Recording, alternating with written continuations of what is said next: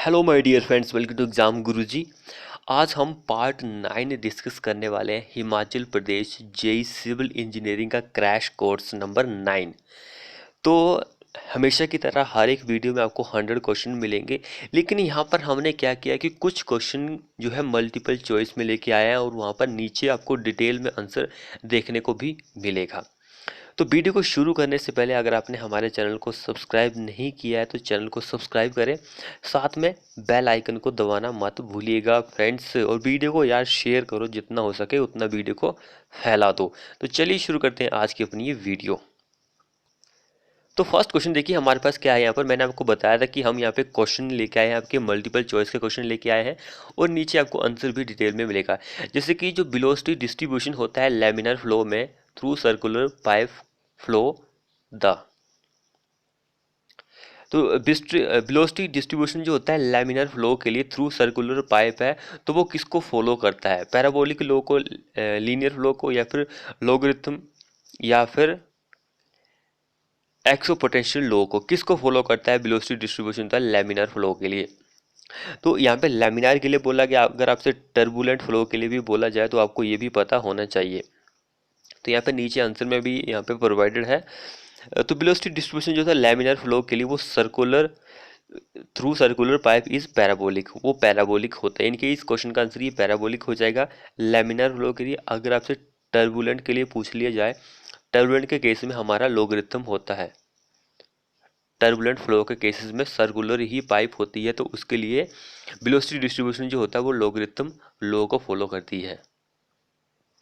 तो जितने भी क्वेश्चन है यहाँ पर, क्वेश्चन आपको ज़्यादा तो देखने को नहीं मिलेंगे, लेकिन 10-15 क्वेश्चन तो मिलेंगे ही मिलेंगे। तो देखिए जितने भी आंसर प्रोवाइडेड है वो रिलेटेड के क्वेश्चन है। जैसे कि टर्म किंग क्लोजर जो होती है वो रिलेटेड होती है।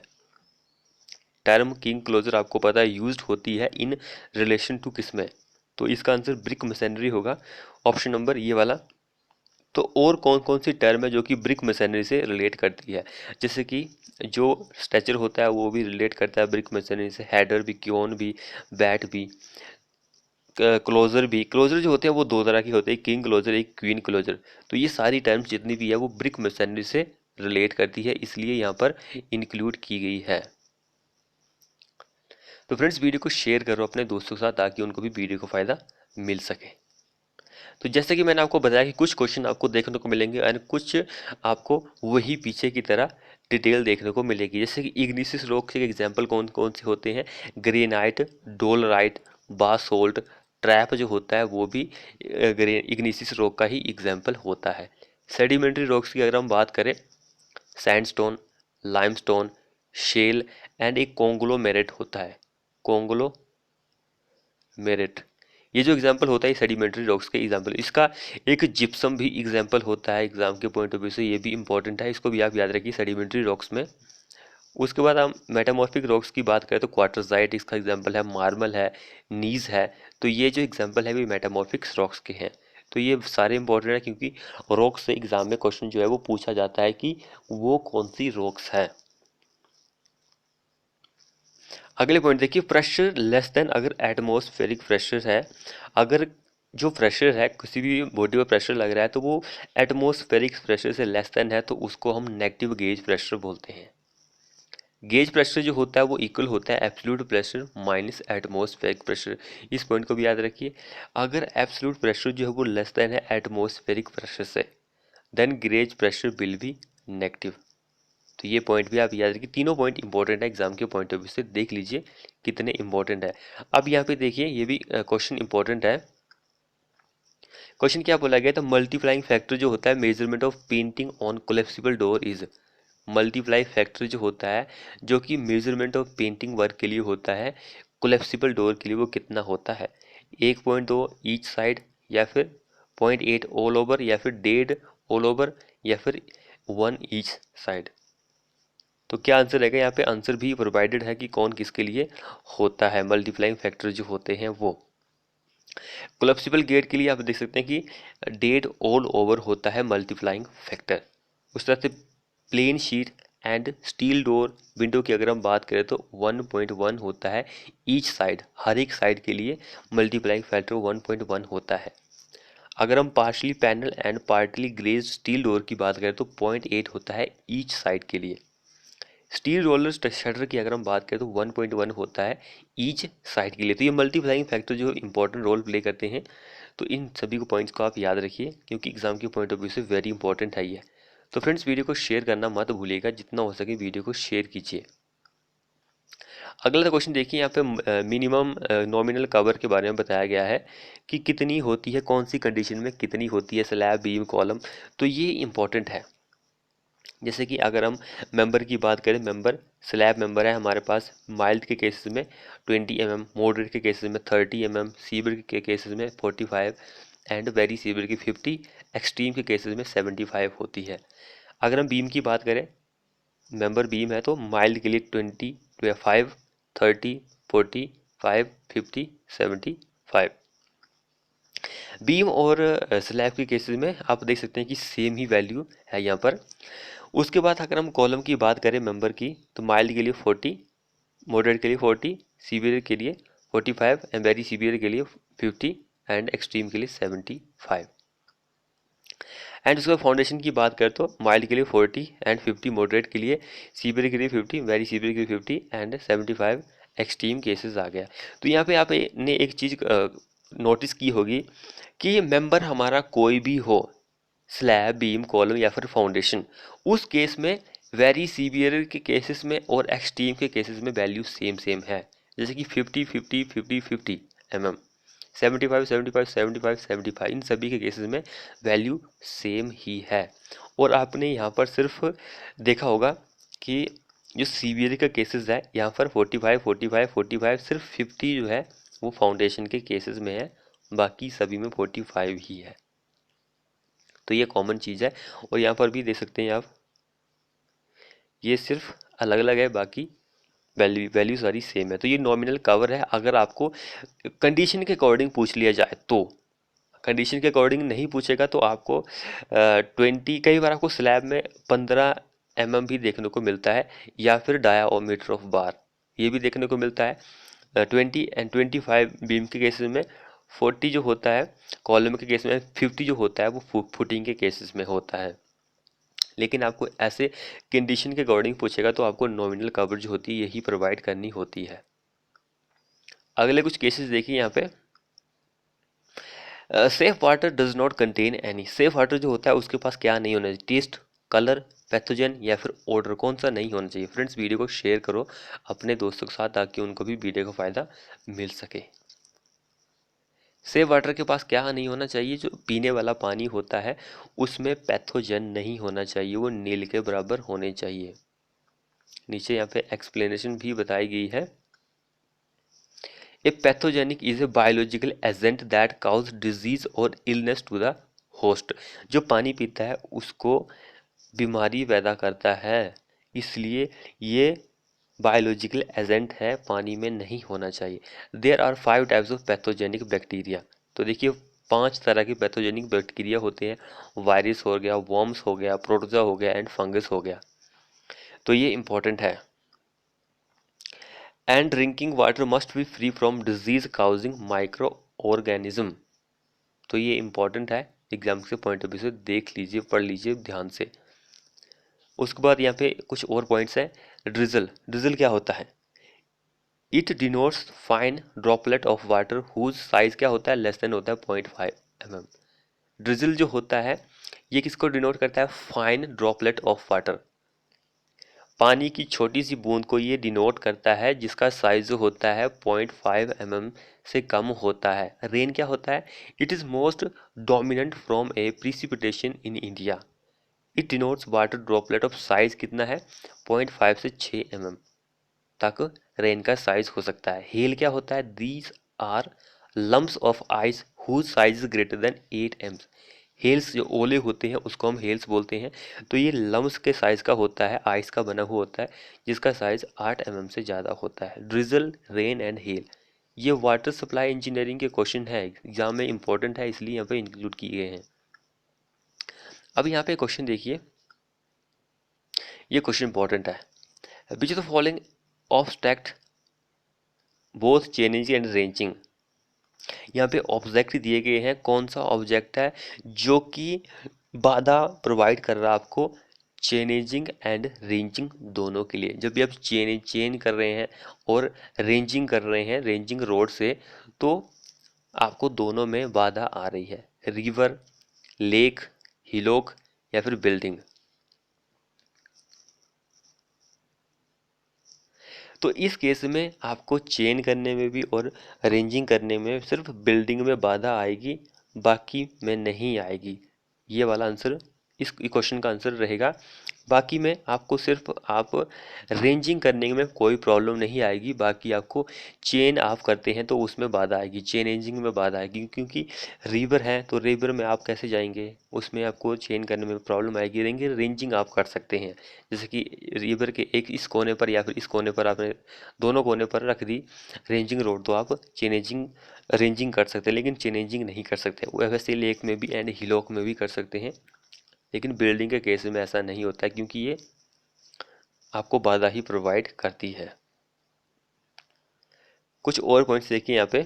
टॉलरेंस की अगर हम बात करते हैं 20 मीटर 30 मीटर चेन्स के बारे में, तो वो कितनी होनी चाहिए। मैक्सिमम टॉलरेंस जो होती है ±3 mm, ±5, कौन सी होगी।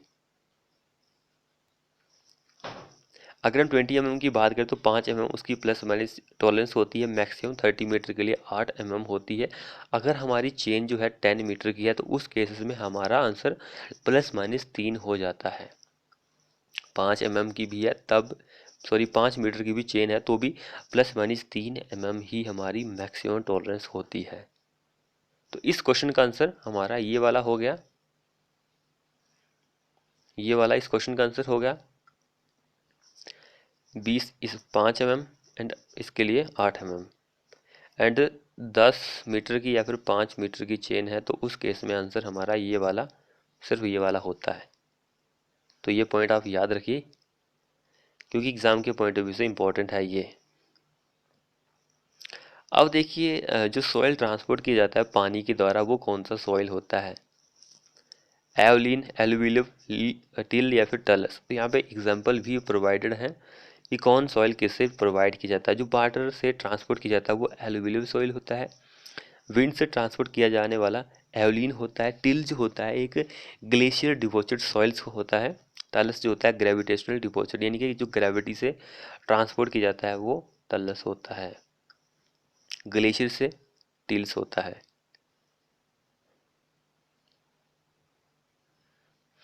अब यहाँ पे देखिए, which type of share failure is generally observe in soft clay. Soft clay जो होती है उसमें कौन से टाइप का शेयर फेलियर आपको देखने को मिलता है। General share failure, local share failure and punching share failure. ये कोई होता नहीं है। हमारे पास 3 तरह के फेलियर होते हैं। तो first one general, second one local share failure, third one is punching share failure. तो ये 3 तरह के फेलियर होते हैं। तो ये आपको किस किस में देखने को मिलते हैं, यहाँ पे एग्जाम्पल से आपको समझाया गया है। जैसे कि जनरल शेयर फेलियर जो होता है dense sand and stiff clay में आपको देखने को मिलता है। उसके बाद में लोकल शेयर फेलियर जो होता है मीडियम डेंस सैंड और क्ले विद मीडियम कंसिस्टेंसी में आपको देखने को मिलता है ये फेलियर। पंचिंग शेयर फेलियर की अगर हम बात करें तो लूज सैंड और सॉफ्ट क्ले। सॉफ्ट क्ले के लिए हमसे पूछा गया तो हमारा answer punching share failure answer हो जाता है यहाँ पर। तो तीनों फेलियर जो है इंपॉर्टेंट है एग्जाम के पॉइंट ऑफ व्यू से। देख लीजिए कि कौन किस में देखने को मिलता है। ये इम्पोर्टेंट है क्योंकि यहाँ से क्वेश्चन जो है एक तो बार पूछा गया है, तो आगे भी चांसेस है कि इन तीनों में से किसी न किसी से क्वेश्चन पूछा जा सकता है। तो इसको ऐसे सीरीज लेना इस क्वेश्चन को। नेक्स्ट क्वेश्चन देखिए यहाँ पे क्या बोल रहा है, पुर्लिन्स आर। पुर्लिन्स क्या होता है, एक बीम होता है, स्टट होती है, या फिर इसमें सब्जेक्टेड टू डायरेक्ट स्ट्रेस होता है, या फिर ए एंड सी, कौन सा रहेगा। वैसे इसको कट ही कर देते हैं, ए मैंने ऑप्शन प्रोवाइड नहीं किए गए यहाँ पर, ए है कि बी है, ये सी है, डी है। तो पुर्लिन्स होता है एक बीम होता है। नीचे आंसर भी प्रोवाइडेड है यहाँ पर पुर्लिन्स के बारे में। Purlin are beam which are provided over roof trusses to support the roof covering. Purlin एक बीम होता है जिसको हम रूफ स्ट्रेसेस के ऊपर प्रोवाइड करते हैं, जो कि रूफ कवरिंग जो शीट होती है उसको सपोर्ट करता है। Purlin span between the top chord of two adjacent roof trusses. तो ये पुलिंग के अकॉर्डिंग इंपॉर्टेंट है। अब ये वाला क्वेश्चन देखिए फ्रेंड्स, वीडियो को यार शेयर कर दो, जितना हो सके वीडियो को शेयर करो अपने दोस्तों के साथ, ताकि उनको भी वीडियो का फ़ायदा मिल सके। लिमिटिंग वैल्यू जो होती है डेप्थ ऑफ न्यूट्रल एक्सिस की, F E 500 grade of steel के लिए वो कितनी होती है। लिमिटिंग वैल्यू जो होती है न्यूट्रल एक्स की, एक्स यू मैक्स जो होता है F E 500 grade of steel के लिए वो कितना होता है। 0.46 डी, 0.48 डी, 0.51 डी, 0.53 डी। क्या आंसर रहेगा इस क्वेश्चन का। यहाँ पे एक्स यू लिमिट की वैल्यू दी गई है फॉर ग्रेड ऑफ स्टील के लिए। 250 ग्रेड ऑफ स्टील दिया गया है, तो एक्स यू लिमिट की जो वैल्यू होती है 0.53 होती है। 415 ग्रेड के लिए 0.48 होती है, डी होती है, यहाँ पर सभी में डी आता है। 500 के लिए 46 डी। तो ये एक्स यू लिमिट की वैल्यू है, ये भी इम्पोर्टेंट है एग्जाम के पॉइंट ऑफ व्यू से।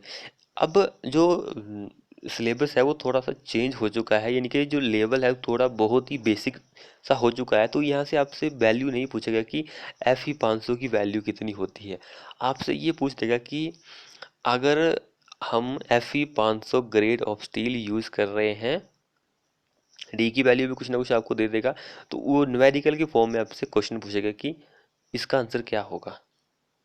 तो ये आपको पता होना चाहिए।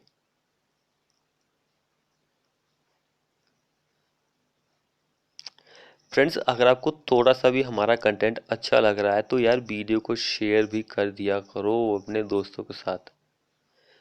अगला क्वेश्चन देखिए, continuous beam is said to be deep beam. एक कंटिन्यूस बीम है उसको हम डीप बीम बोलेंगे जब ratio of effective span to overall depth का रेशियो जो रहेगा वो 2.5 से कम रहेगा। एंड इस सिंपली सपोर्टेड बीम को हम डीप बीम तब कहेंगे जब स्पैन टू ओवरऑल डेप्थ का रेशियो जो होता है 2 से कम रहेगा। ये दोनों पॉइंट इंपॉर्टेंट है, किसके लिए 2 किसके लिए 2.5 होता है, ये आप याद रखिए। सिंपली सपोर्टेड के लिए 2 होता है, कंटिन्यूस के लिए 2.5 होता है, ये पॉइंट आप याद रखिए अपने माइंड में। अब ये वाला पॉइंट भी इंपॉर्टेंट है। ए कॉलम इज जनरली एक कंप्रेशन मेंबर। कॉलम जो होता है कंप्रेशन मेंबर होता है, हैविंग एन इफेक्टिव लेंथ जो होती है कॉलम की greater than 3 times of least lateral dimension होती है। लेंथ जो होती है, इफेक्टिव लेंथ जो होती है कॉलम की, वो 3 टाइम्स ज़्यादा होती है किससे, उसकी लीस्ट लेटरल डिमेंशन से। मान के लीस्ट लेटरल इसमें 200 है तो 600 mm उसकी लेंथ हो गई। When the ratio of effective length of column to its least lateral dimension does not exceed 12, then is termed as short column। Short के कॉलम के लिए इफेक्टिव लेंथ जो होती है 12 mm से कम होती है, या फिर 12 से कम होती है, उसको शॉर्ट कॉलम बोलते हैं। एंड लॉन्ग कॉलम के केस में 12 से ज़्यादा होती है उसकी लीस्ट लैटरल डिमेंशन। मीडियम के लिए भी एग्जाम में आपसे पूछ लेगा कि मीडियम के लिए क्या होता है, 12 के बीच में मीडियम होता है। नेक्स्ट देखिए, स्लैब जो है वो स्पैनिंग वन डायरेक्शन में है, are designed in same way as singly reinforced beam except that the width is taken as 1 metre. The one way slab में बी कैंटिलीवर सिंपली सपोर्टेड और कंटिन्यूस। ये चीज़ इंपॉर्टेंट है यहाँ पर। वन वे स्लैब जो होता है वो कैंटिलीवर सिंपली सपोर्टेड और कंटिन्यूस हो सकता है। अब यहाँ पे देखिए आपसे फॉर्मूला पूछ सकता है कि अगर हमारा maximum positive radial moment at the centre कितना होता है, maximum positive radial moment at centre कितना होता है, तो वो WR²/16 होता है, के बराबर होता है। अब मैक्सिमम यहाँ पे पॉजिटिव पूछा गया था, यहाँ पे नेगेटिव पूछा गया है, लेकिन यहाँ पे सपोर्ट है सेंटर नहीं है, तो ये पॉइंट्स आपको याद रखना है। Negative radial moment at the support तो वो सेम ही होता है, WR²/16। At maximum circumferential moment at the centre, तो ये भी सेम ही है, सभी तीनों के लिए वैल्यू सेम है, लेकिन कंडीशन जो है वो अलग अलग पूछी गई है। तो ये कंडीशन अलग अलग है लेकिन वैल्यू सेम है। तो फ्रेंड्स वीडियो को शेयर करो, इस बात पर शेयर कीजिए कि मैं आपको क्वेश्चन जो है सिंक करके बता रहा हूँ, जिससे आपको पता लगेगा कि ये क्वेश्चन इस तरह से हो सकता है। ये क्वेश्चन जो है यहाँ पर पिछली वीडियो में हमने इंक्लूड किया था, लेकिन क्वेश्चन जो था लिस्ट में था, कुछ इस तरह से मैच करना था हमें। लेकिन यहाँ पे Rankine theory maximum principal stress के लिए वैलिड होती है, इस तरह से इसके लिए आप पढ़ सकते हैं, ये इंपॉर्टेंट है। अब यहाँ पे देखिए ये डेफिनेशन दी गई है कि कौन सी डेफिनेशन किसकी होती है। यहाँ पे देखिए modulus of rigidity is defined as the ratio of shear stress over shear strain. Modulus of rigidity जो होती है इन दोनों का रेशियो होता है, ऐसे ही modulus of elasticity normal stress to normal strain का रेशियो होता है। Bulk modulus normal stress to volumetric strain, इसका रेशियो होता है। पॉइजन रेशियो जो होता है lateral strain to longitudinal strain का रेशियो होता है। तो ये इंपॉर्टेंट है एग्जाम के पॉइंट ऑफ व्यू से। अगला पॉइंट देखिए deflection will be maximum where slope of elastic curve जो होता है जीरो होता है। डिफ्लेक्शन मैक्सिमम होगी अगर हमारा जहाँ पर स्लोप ऑफ इलास्टिक कर्व जो है उसका स्लोप जो है वो जीरो होगा, तब हमारी डिफ्लेक्शन मैक्सिमम होगी। अब ये वाला क्वेश्चन देखिए, excess present of which of the following ingredient in cement makes cement unsound. Unsoundness जो होती है वो किन वजह से होती है सीमेंट में, यहाँ पर वो इनग्रेडिएंट हमें बताना है। लाइम की वजह से होती है, मैग्नीशिया की वजह से होती है, सल्फर ऑक्साइड की वजह से होती है, लेकिन इसकी वजह से नहीं होती है सिलिका। तो यहाँ पर क्वेश्चन थोड़ा सा गलत बन गया है कि एक्सेस प्रेजेंट ऑफ, यहाँ पे हमें नोट लिखना था कि किसकी वजह से नहीं होती है, तो सिलिका की वजह से अनसाउंडनेस नहीं होती है। बाकी इन तीनों की वजह से आपको पता है कि साउंडनेस जो होती है उसका पता आप फ्री लाइम की वजह से साउंडनेस के बारे में पता करते हैं। मैग्नीशिया ये ऑटोक्लेव टेस्ट से आप पता करते हैं कि फ्री लाइम और मैग्नीशिया कंटेंट कितना है। तो इन तीनों की वजह से होती है, सिलिका की वजह से नहीं होती है। जैसे कि आप यहाँ पर देख सकते हैं क्वेश्चन में, lime magnesia and sulphur if present in large quantity cause unsoundness in cement. तो ये इंपॉर्टेंट है एग्जाम के पॉइंट ऑफ व्यू से। अगले यहाँ पे पॉइंट्स देखिए, क्यूरिंग के बारे में बताया गया है। एज पर हमारे IS code, it is process of presenting the loss of moisture from the concrete required for hydration and to maintain satisfactory temperature region। Curing जो होती है ये एक आपको टेम्परेचर जो होता है उसको मेंटेन करना होता है। तो क्यूरिंग जो होती है it is done at least 1 day and no case can be taken less than 10 day. आप एटलीस्ट एक दिन तक कर सकते हैं, अगर कोई केस नहीं है तो आपको लेस देन 10 दिनों तक क्यूरिंग जो होती है वो करनी होती है। It is done at temperature 5 से 28 डिग्री सेल्सियस एंड ह्यूमिडिटी जो होती है 90%। ये क्वेश्चन जो है हिमाचल के जेई में 2-3 बार क्वेश्चन जो है पूछा जा चुका है। टेम्परेचर के बारे में भी पूछा जा चुका है। तो कई बार आपको 27 डिग्री ±3 ये आपको क्वेश्चन देखने को मिला है। क्यूरिंग जो मेथड होते हैं वो कुछ कुछ क्या क्या हो सकते हैं, तो ये मेथड दिए गए हैं।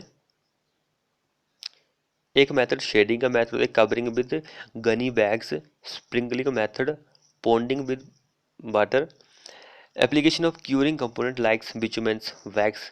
तो इस तरह से आप कर सकते हैं। Accelerator curing, steam, interfered rates, तो इस तरह से आप क्यूरिंग जो है वो कर सकते हैं। ये क्यूरिंग के मेथड है। इन सभी मेथड से आप इन मेथड को आप याद रखिए कि क्यूरिंग किस किस मेथड से आप कर सकते हैं। ये मेथड इंपॉर्टेंट है एग्जाम के पॉइंट ऑफ व्यू से।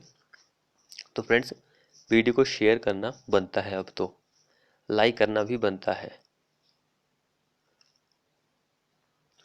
नेक्स्ट वाला पॉइंट क्या बोल रहा है, ट्रांसपोर्टेशन के बारे में बताया गया। Process of carrying the concrete to a desired location of application is term as transportation.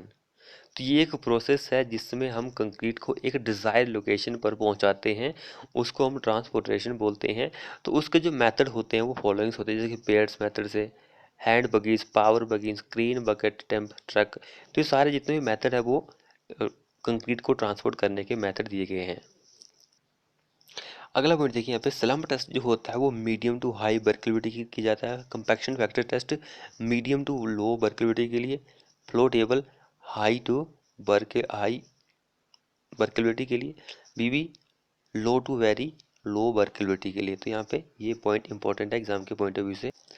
अब यहाँ पे देखिए कुछ एक्सकावेशन के टूल्स दिए गए हैं, इक्विपमेंट्स दिए गए हैं, उनकी प्रॉपर्टी दी गई है कि उसकी property good, very good, average होती है कि मैक्सिमम मिनिमम क्या होती है, ये यहाँ पे बताया गया है। जैसे कि ये प्रॉपर्टी है एक्सकावेशन इन हार्ड रॉक, तो पावर शेल जो होता है वेरी गुड होता है हार्ड में, ब्लैक वाई गुड होता है, ड्रैग लाइन जो होता है वो एवरेज होता है, क्लैंप शेल जो होता है वो पुअर होता है। तो ये ऐसी ऐसी प्रॉपर्टीज़ की दी गई है। ऐसे ही अगला देखिए excavating on bed soil. Bed soil में पावर शेप जो होता है पुअर होता है, ब्लैक होई जो होता है पुअर होता है, drag line good, clamshell very good. उसके बाद लोडिंग एफिशिएंसी जो होती है मैक्सिमम होती है, पावर शेप में एवरेज होती है, ब्लैक होई में एवरेज होती है, ड्रैग लाइन में मिनिमम होती है, क्लैंप शेल इक्विपमेंट में। साइकिल टाइम जो होता है मिनिमम होता है पावर शोई का, and greater than power showy होता है ब्लैक होई का, इसका भी पावर शोवल से ग्रेटर देन होता है ड्रैग लाइन का, एंड इसका मैक्सिमम होता है। तो ये पॉइंट जितने भी इम्पोर्टेंट है इसकी प्रॉपर्टी, तो देख लीजिए एग्जाम के पॉइंट ऑफ व्यू से कितना ज़्यादा ये इम्पोर्टेंट है। उसके बाद यहाँ पे कंस्ट्रक्शन इक्विपमेंट जो है उसको क्लासीफाई किया गया है, जैसे कि अर्थ मूविंग इक्विपमेंट। फर्स्ट में पावर शोवल आता है, ब्लैक होई, ड्रैग लाइन, क्लैंप शेल। तो ये क्या है, अर्थ मूविंग इक्विपमेंट है। उसके बाद excavation and earth moving equipment जो है वो कौन कौन से हैं, मोटर ग्रेडर, ट्रैक्टर, बुलडोजर, स्क्रैबर। ये क्या है, excavation and earth moving equipment है ये। उसके बाद देखिए होलिंग एंड कन्वेइंग इंस्ट्रूमेंट। तो on highway vehicle, of highway vehicle, तो ये क्या है, दो कन्वेइंग इंस्ट्रूमेंट है होलिंग एंड अर्थ कंपैक्शन इक्विपमेंट। देखिए अब अर्थ कंपैक्शन, कंपैक्शन जो होती है smooth wheel roller, शीफुट roller and pneumatic type roller. ये क्या है, चार तीन अर्थ कंपैक्शन इक्विपमेंट है। अब यहाँ पे देखिए cement broadly consist of two component. Cement जो होता है दो कंपोनेंट होते हैं, एक आर्गिलिसिस एंड एक कैलकेरियस रॉक्स के बने हुए होते हैं। तो मेन यहाँ पे क्या चीज़ है कि जो कैलकेरियस कंपाउंड्स में कौन कौन से आते हैं, जैसे कि चौक, लाइमस्टोन, ये cemented rock, marls, alkalis waste and marine shell, ये आते हैं कैलकेरियस में। आर्गिलिसिस कंपाउंड में क्या आते हैं, क्ले आता है, शेल आता है, स्लेट एंड ऐश, ये है आर्गिलिसिस कंपाउंड्स के एग्जांपल। तो ये सभी होते हैं सीमेंट में। अब यहाँ पे देखिए which the following gradient of cement is term as cancer of cement. Cancer of cement जो होता है वो कौन सा ग्रेडियंट होता है, जिसको क्या हम बोलते हैं, मैग्नीशिया, अल्कली, सल्फर या फिर एल्यूमिना। फ्रेंड्स वीडियो को शेयर कीजिए अपने दोस्तों के साथ। कैंसर ऑफ सीमेंट जो होता है वो अल्कलीज होता है। यहाँ पे देखिए बताया गया है presence of alkalies in cement leads to efflorescence and expressive reaction with aggregate. Because of reaction of alkalis with aggregate it is called as cancer of cement। ये पॉइंट्स इंपॉर्टेंट है। तो फ्रेंड्स वीडियो को like करो, video पे comment कीजिए कि आपको हमारी ये वीडियो कैसी लगी, वीडियो को शेयर कीजिए अपने दोस्तों के साथ। अगला पॉइंट देखिए यहाँ पर एल्यूमिना, लाइम एंड सिलिका क्या देता है आपको। Alumina quick setting property to the cement and helps to reducing the clinker temperature, the temperature at which the cement is manufactured, thus making the manufacturing as economical। Lime क्या होगा, एक present in cement makes the cement unsound that its resistance to the volume change decrease the cause of disintegration। Silica अगर excess quantity में present है तो increase the setting time of the cement and prime function of gypsum to increase the setting time। तो ये तीनों points important है cement के according, तो देख लीजिए। तो फ्रेंड्स ये थे हमारे आज का 9th पार्ट। तो आपको हमारा ये वीडियो कैसा लगा कमेंट कीजिए, वीडियो को अपने दोस्तों के साथ शेयर कीजिए, और चैनल को सब्सक्राइब नहीं किया तो चैनल को सब्सक्राइब भी कर लीजिए। और इसकी जो PDF है, एक ही पार्ट बचा है हमारा 10वां पार्ट, वो जब अपलोड हो जाएगा तो उसके वीडियो के नीचे आपको इन सभी वीडियो का 1 से 10 वीडियो का लिंक मिल जाएगा, आप उसको डाउनलोड करके पढ़ सकते हैं। तो थैंक यू फ्रेंड ये वीडियो देखने के लिए।